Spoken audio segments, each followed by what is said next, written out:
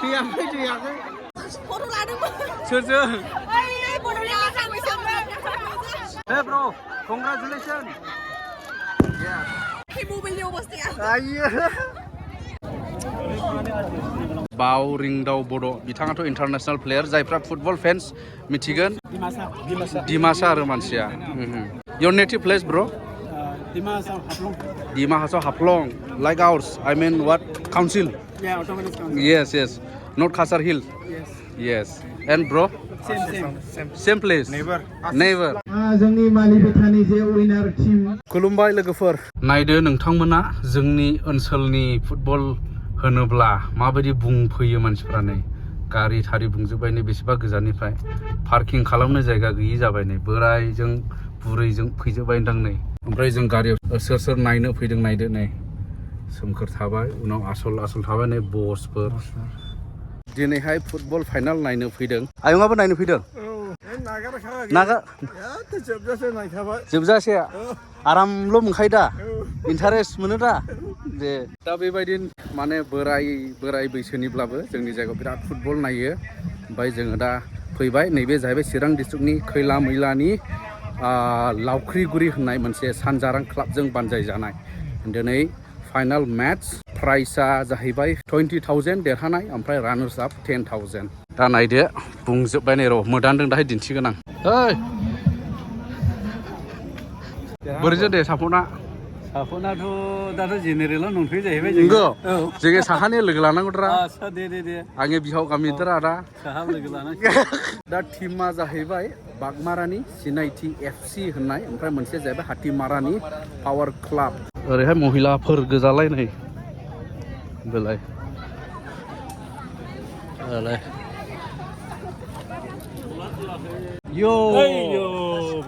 बे ससमा गोसोम हमग्राफ्रानो आसल दा बागमाराने आसल गोजा दा मानिया दिनैथ' बमा लाबोनो लाबाखै दङरा दा गोमला नोंखौल' नावनायसै बन्दु दे नंगौ जाबाय नंगौ दा आदा नायदो नै दिनाबो देवबार जाहैबाय ना रेडि बांखासै नै मेगना फुवार जोबखाबाय गासिबो ले नङा ससमाखौनो डाबल होदलायना फैखाबाय बेथ' खेला नायनो दिनै बैयाव दं नै प्राइसआ आसलाथ' फैसा जाहैबाय बेजों लोगोसे नैबे ट्रफि ना बे येस आलासिफोर हा है सानजौआखै थिग टाइमाव फैखादों फाइनालि दासो सफैखादों सफैनायालाय बेलाय खेबजोबनानै दिन्थिजोबनो हानाय नंले मेगना जुम दंना गैया जुम औ OnePlus जाबाय जुम होना नायहरनांगौ खनानिखौ ना माथो दे ओइ राजु थिगैनो दं मोजाङैनो दं मानिया दा थिग नङा मोजाङैनो दं ओमफ्राय नोंनि लोगोआलाय बोरैथो दङ ओइ आंजों लोगो नंगौ नाङारा आंनि लोगोआ आंनि साहानिलै बिहाव लागोन ना बाग थिगैनो दं अके फाइन थेंक इउ हे बेलाय नैबे जाहैबाय सिनायथि FC ओइ जार्सिखौ सोलायनो नामा दिनै नै माबा माबि बिर होबावबाय दं नै वाव ओरैबो महिलाफोर गोजा नै बा ओइ नोंसिनि सियारा न'आव लाबोखादों ना माथो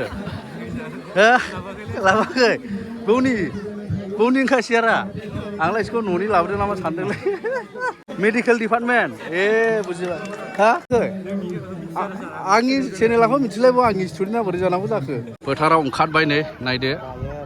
पावार क्लाब गोमोआ ओमफ्राय ओरै खोलानि जाहैबाय बे ब्लु कालार बे जाहैबाय मालिबिटा बागमारानि सिनायथि FC येस बा बैसोर खेबग्रा गोजालै नै ओरैहाय जोग्रा गैया आलासिफोरजों गोजोननाय लानाय आलासि आरो प्लेयार्स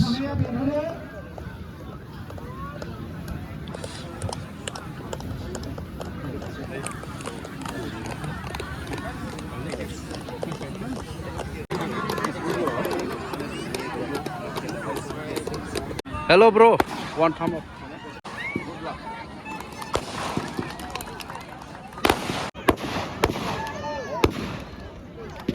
नै बेनो जाहैबाय सिनायथि FC नि टीम मोन्नैबो टीमाव talented प्लेयार्सफोर दङ दिनैनि नैबे खेलायावहाय यस गेम शुरू आराम से इजी खेलना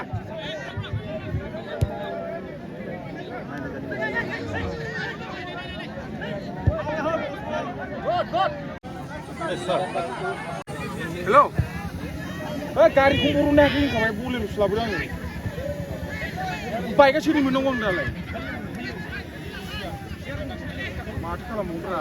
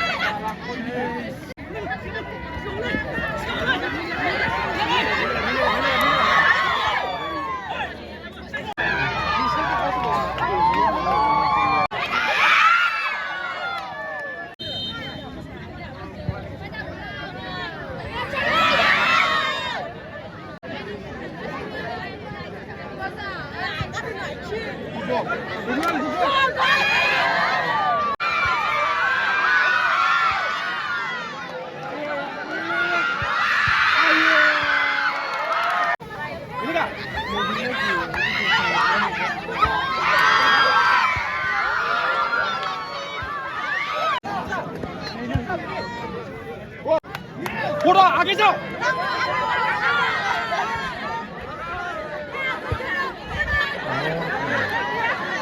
जी इजी नो मैन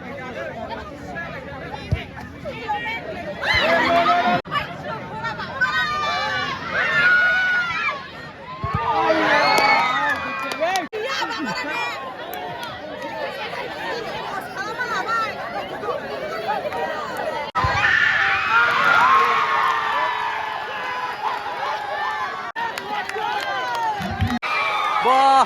चकलेट गार्सावनो होबाय नै हाथिमारानि गल सोनो हानायनि चकलेट गार्सावनो होबाय गोदोनि स्टाइल वाव होबाय गल सोनो हानायनि वाव होबाय नांगौ चकलेटखौ नांगौ जानो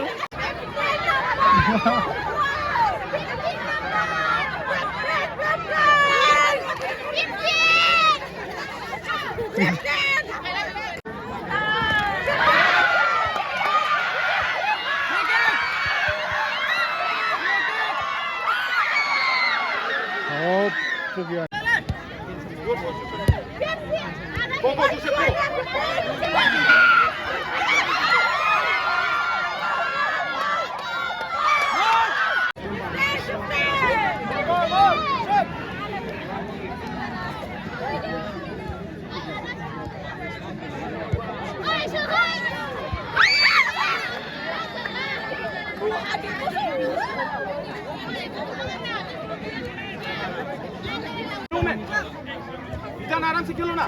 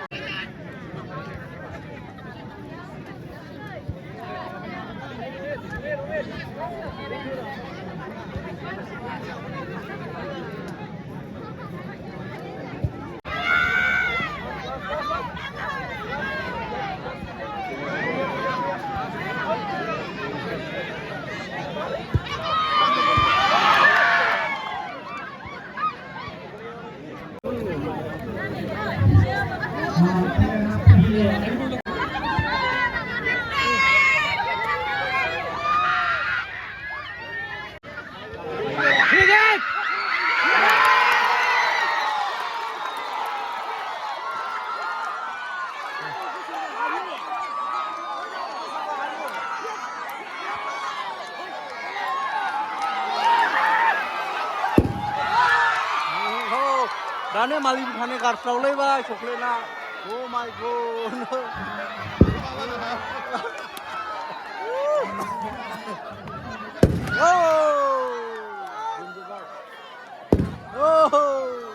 डिउटियाबो हेबिखानो लावथि लानो नागिरदोंखायो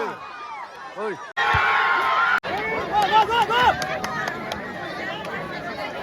hold. Assist more down. Milega इधर मिलेगा assist clock. Good.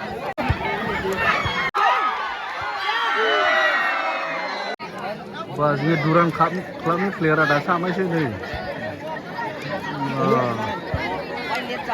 नै हामायसै दुरान काप बडलेण्ड एफसीनि गेलेनाया मिथिंगा ब्र'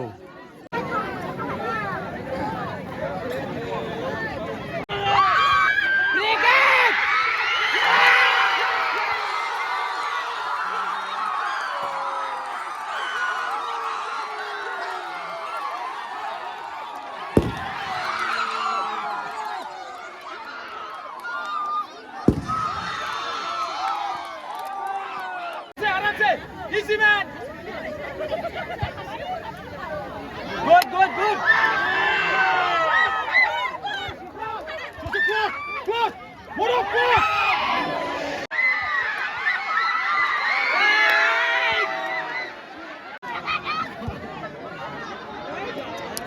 La liga bala.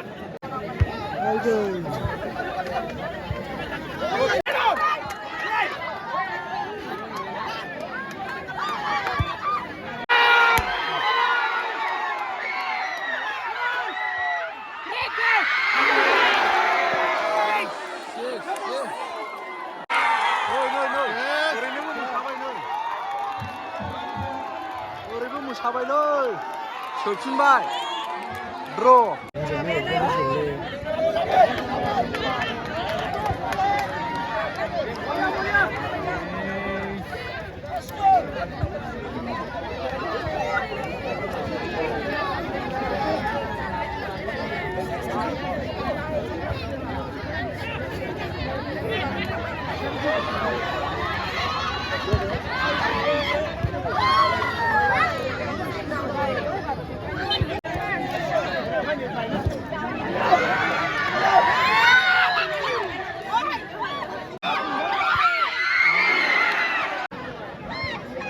Sampai.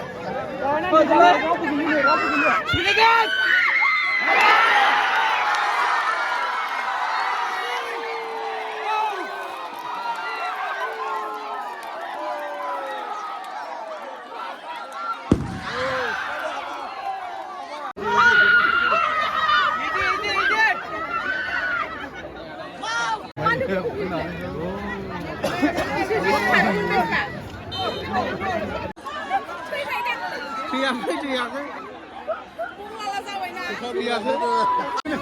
थिखांग्रा लांनांगौनो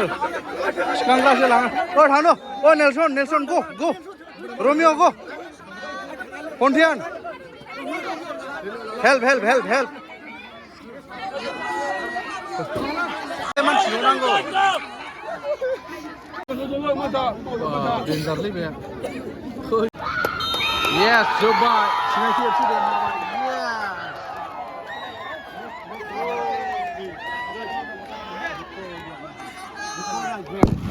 Yes. Hey bro, congratulations. Yes. देरहाबाय होमब्ला आंनि साफना देरहाबाय सिनायथि एफसि आयो गाजेन मालि बिथानै लोमसाव फैजोबखादों माबानि सिनायथि एफसिनि टिम लोमसाव फैजोबखादों आरो बेबायदि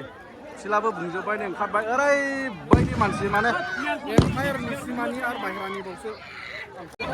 सासे इनजुर्ड जाबाय नै मा होनब्ला सासे इनजुर्ड जादों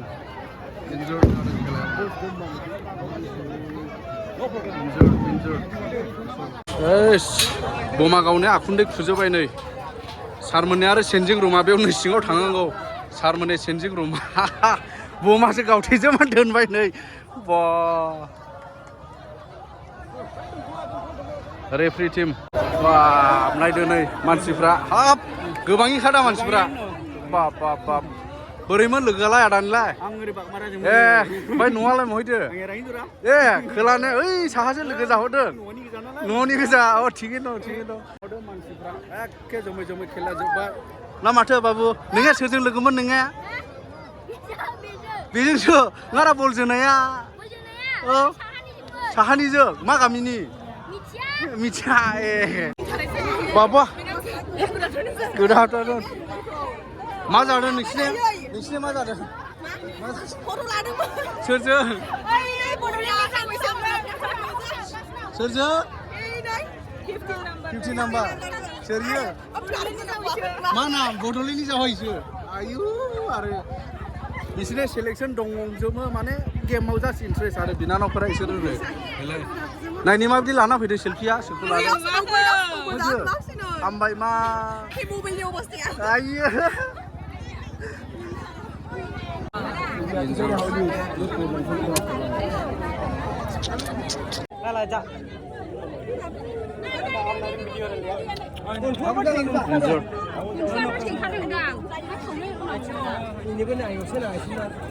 मुला गोरों ना माइलाय औ दे दे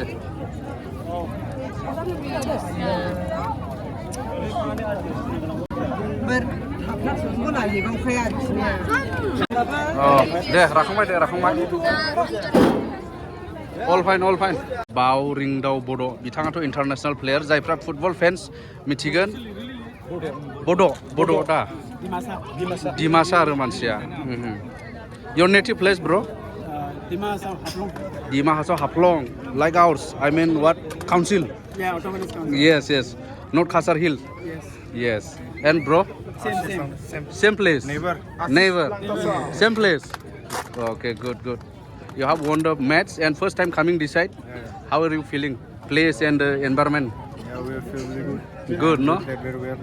and we won. and did you see the football fans how field was gathered They were great. in interior village no but really still enjoyed no games, yes bro which club you are as of now No, I didn't sign anyone, but I will go to Hyderabad FC. Hyderabad FC Yeah, maybe yes. okay this coming season Still in talks. Okay. I League Tempo side. I have not signed, but talk is going on. okay good all the best bro दायो हाथिमारानि best player best प्लेयारखौ जोङो होगोन हाथिमारा 10 number Power Club दा बे प्राइजखौहाय गथायनो थाखाय आं आलासिखौ उमिद खावलायबाय अननानै बयबो आखाइ खमना होदो आरोबाव बेस्ट प्लेयार जार्सिखौ सोलायबाय नै बेस्ट प्लेयार फ्रम सिनाइटि FC yes गोरोबलायनाय रानार्स आप टीमनि थाखाय हाथिमारा पावार क्लाब ओरैसो प्राइजखौहाय लांफैनो थाखाय बे प्राइजखौ गथायगोन जाहैबाय एक्चुअली सिनायथिया नैबेनो नैबेनि नामावनो बे टीमा नैबे फिफा मेनेजार अनार बिसोरो अनार नानि माबायदि मोनदों देरहानायखौ मोजां मोनदों ओहो